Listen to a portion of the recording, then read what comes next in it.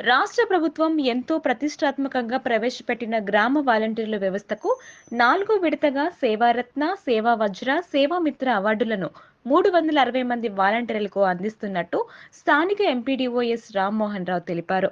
సోమవారం ఆయన మీడియాతో మాట్లాడుతూ, గతంలో ప్రభుత్వం సేవామిత్రకు ప్రకటించిన ప్రోత్సాహక బహుమతి 10,000 రూపాయలను 15,000కు పెంచారని, సేవారత్నకు గతంలో 20,000 ఉంటే ఇప్పుడు 30,000 ప్రకటించారని, సేవా వజ్రకు ఎంపికైన వాలంటీర్కు 45,000 రూపాయలు నగదు బహుమతితో పాటు సాలువా, జ్ఞాపికలు ఎమ్మెల్యే గారి చేతి మీదుగా అందజేస్తామన్నారు. సబ్బవరం మండలంలో సేవా వజ్రకు ఎంపికైన వాలంటీర్ల పేర్లను ఆయన వివరించారు.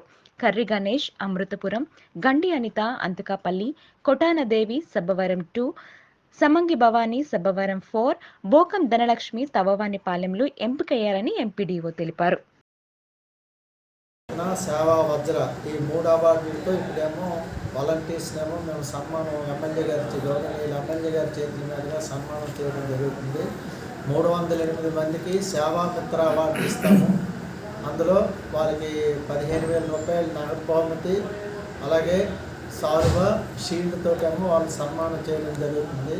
అలాగే సేవారత్న కింద 5గురినేమో ఎంపిక చేశారు. వాళ్ళు 5గురిని ఎంపిక చేయడం జరిగిందేమో పెన్షన్స్ స్టార్ట్ చేసి ప్రభుత్వ కార్యక్రమాలన్నీ, ప్రభుత్వ పథకాలన్నీ ప్రజల ముందుకేమో తీసుకొస్తున్నారు. కాబట్టి వాళ్ళ సేవలను గుర్తించి రాష్ట్ర ప్రభుత్వం ప్రతి సంవత్సరం వాళ్ళకేమో సన్మాన కార్యక్రమం చేపట్టడం జరిగింది.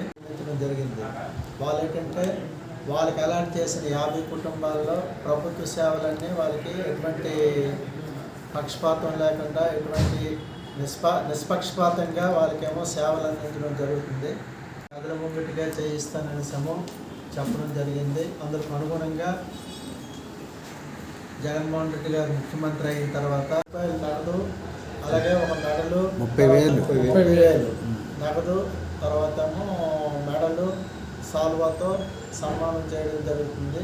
అలాగే సేవా వజ్రకేమో మన మండలంకి ఇద్దరినేమో అలాట్ చేశారు.